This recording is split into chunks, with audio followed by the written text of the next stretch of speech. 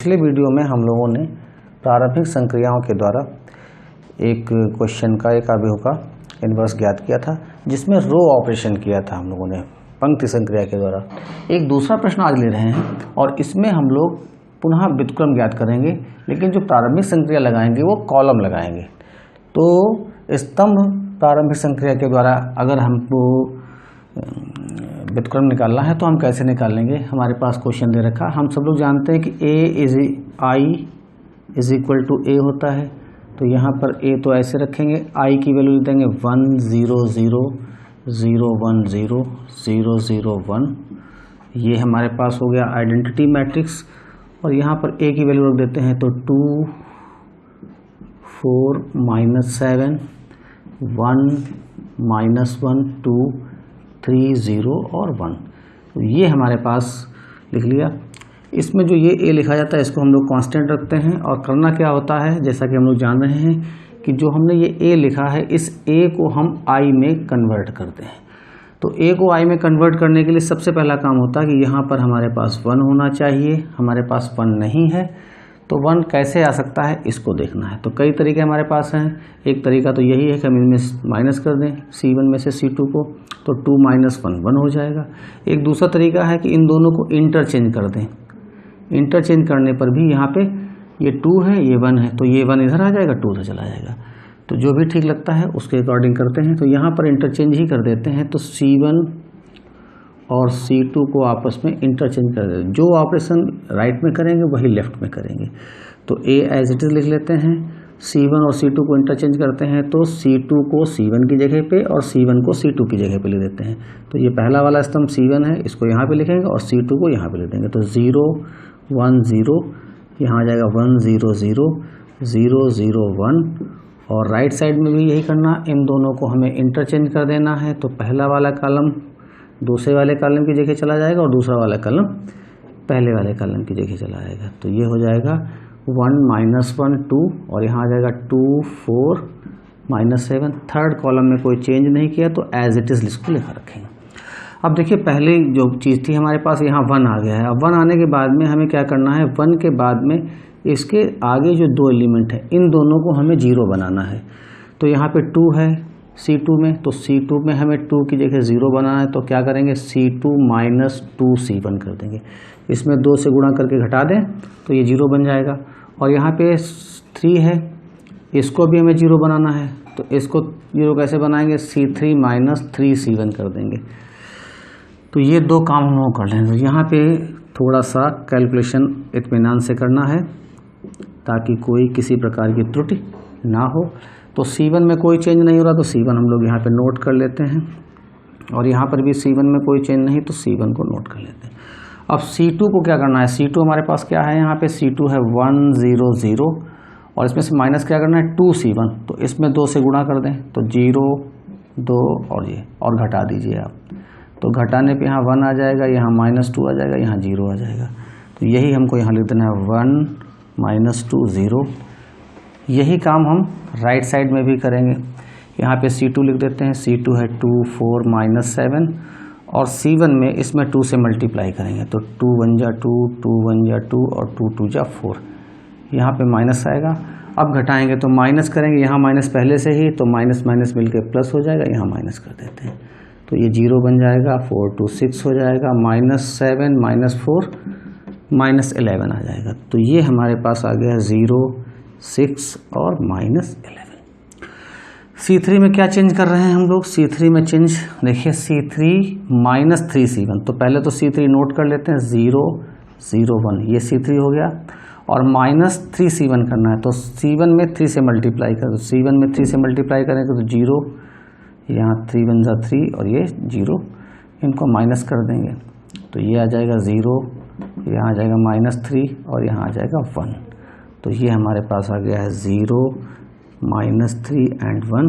यही काम हमें राइट साइड में भी करना है। राइट साइड में हमारे पास C3 है 3 0 1 और यहाँ C1 में हम 3 से मल्टीप्लाई करेंगे तो इसमें 3 से मल्टीप्लाई करेंगे तो 3 -3 और 3 2 जा 6।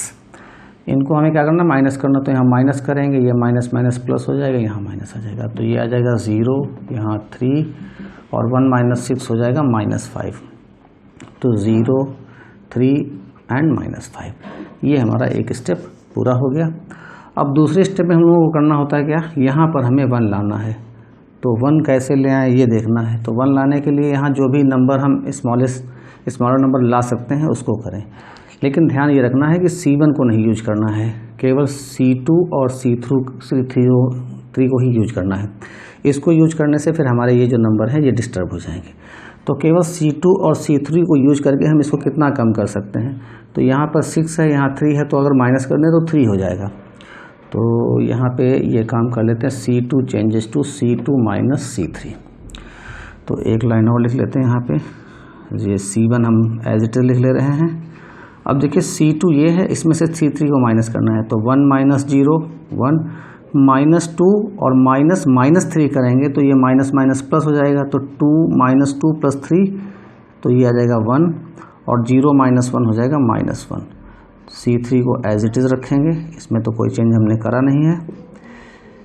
यहाँ पे राइट साइड में C1 एज इट इज़ लिख देंगे।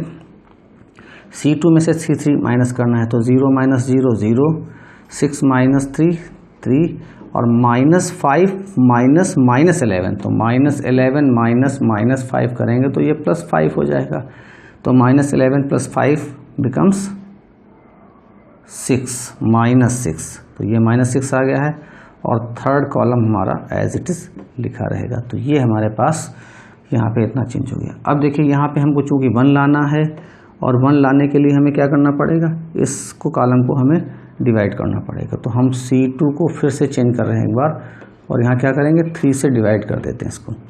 तो जो C2 है इसके हर एक एलिमेंट को हम 3 से डिवाइड करेंगे, तो हमारे पास आ जाएगा यहाँ पर 0 1 0 और यहाँ पे 3 से डिवाइड करेंगे तो 1/3 1/3 और -1/3, यहाँ पे ये आ गया। राइट साइड में भी हम क्या करते हैं, यहाँ 3 से डिवाइड कर देंगे, तो पहले कॉलम को तो एज इट इज लिख लेते हैं और यहाँ डिवाइड करेंगे तो 0 3 1 जा 3 एंड 3 2 जा 6। थर्ड कॉलम में कोई चेंज नहीं करना है, एज इट इज रखेंगे इसको। अब देखिए यहाँ पर हमारे पास ये अपान में 3 आ रहा है, तो ये अपान में 3 अगर आप चाहें तो आप इसको हटा सकते हैं। ये 3 नहीं रखना चाह रहे हैं तो 3 को आप बाहर कर लें अपान का, और इसके अंदर जितने एलिमेंट लिखे हैं सारे एलिमेंट्स को हम 3 से मल्टीप्लाई कर देंगे। तो एक तरीका ये है, अगर आपको ये अपान के नंबर सॉल्व करने में कठिनाई होती है तो आप इस 3 को बाहर निकाल सकते हैं। यहाँ पे लिख सकते हैं a × 1/3 और सारे एलिमेंट को 3 से मल्टीप्लाई करो, तो इसको 3 से मल्टीप्लाई करोगे तो यहाँ 0 आ जाएगा, यहाँ 1 आ जाएगा, यहाँ 0 आ जाएगा, यहाँ 1 3 सा 3 और ये 0 हो जाएगा। यहाँ मल्टीप्लाई करेंगे तो 1, यहाँ -1, यहाँ 3 3 सा 9 और 3 1 जा 3।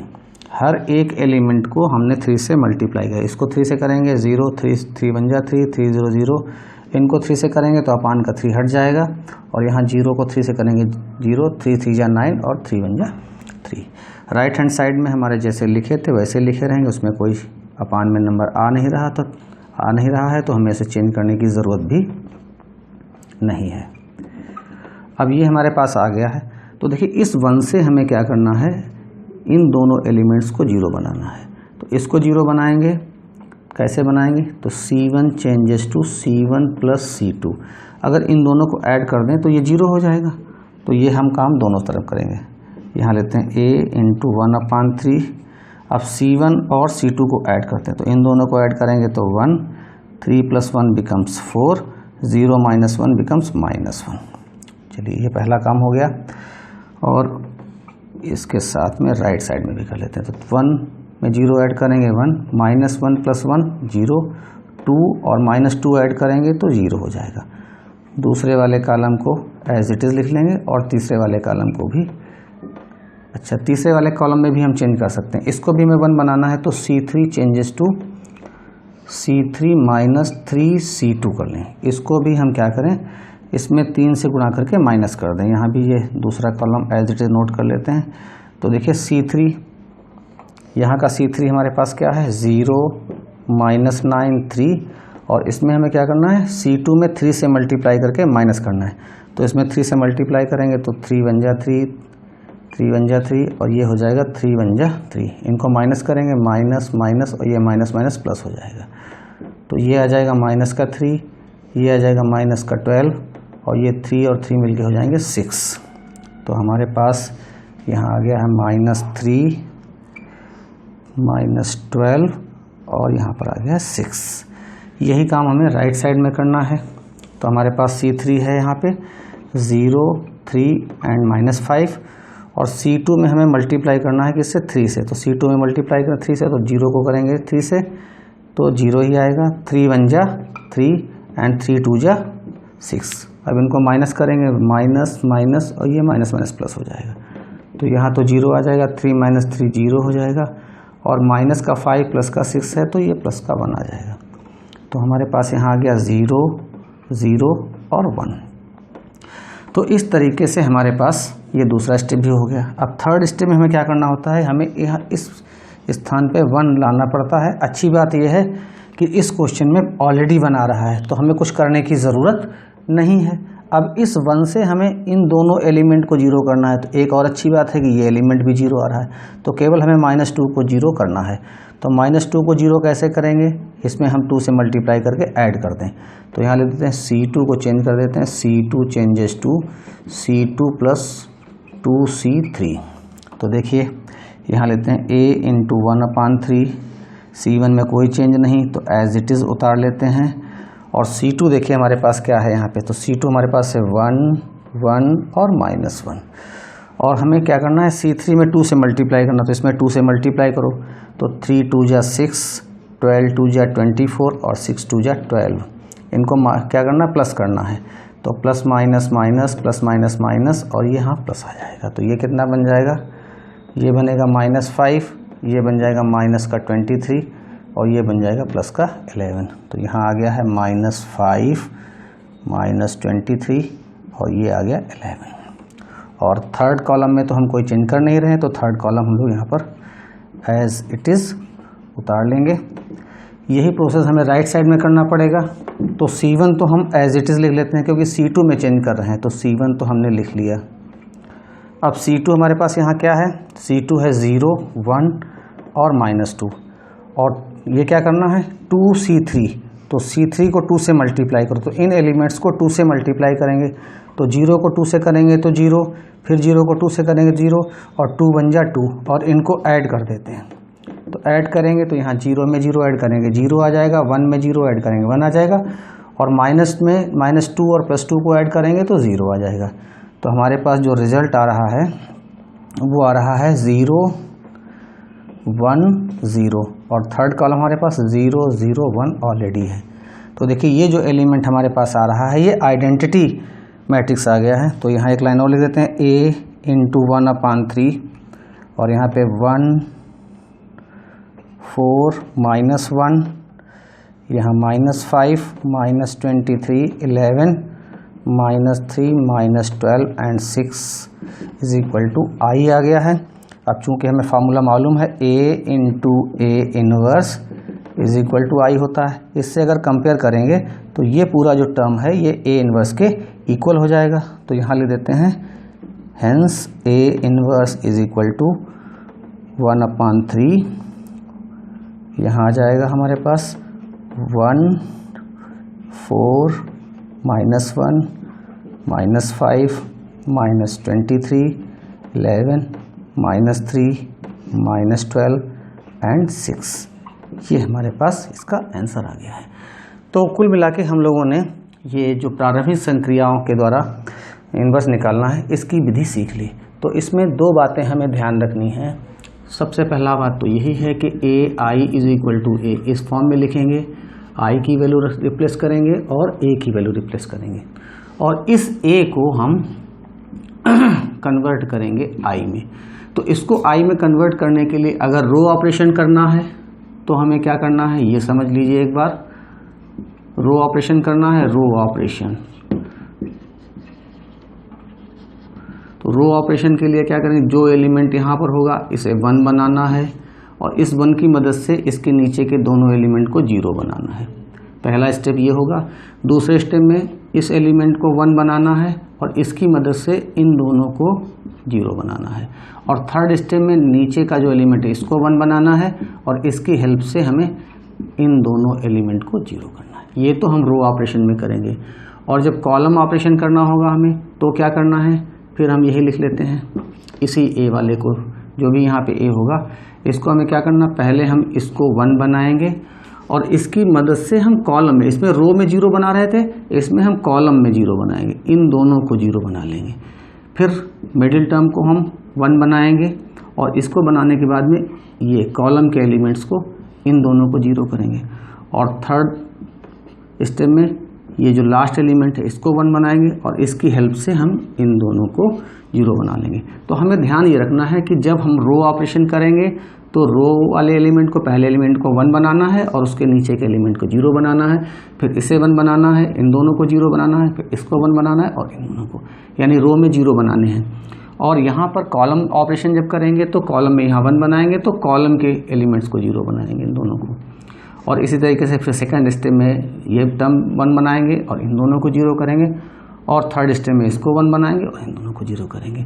ध्यान ये रखना है, रो ऑपरेशन करेंगे तो रो में ही प्रोसेस करेंगे और कॉलम ऑपरेशन करेंगे तो कॉलम में प्रोसेस करेंगे। थोड़ा सा जो एग्जाम्पल हमने आपको बताएं इनको आप इनकी प्रैक्टिस करिए और प्रैक्टिस करेंगे तो आपको निश्चित रूप से ये बहुत अच्छी तरीके से अभ्यास में आ जाएंगे और आप इनको अच्छे से सॉल्व करेंगे। कोई प्रॉब्लम हो तो आप हमारे व्हाट्सएप नंबर पर हमें कॉन्टेक्ट करिए। Thank you.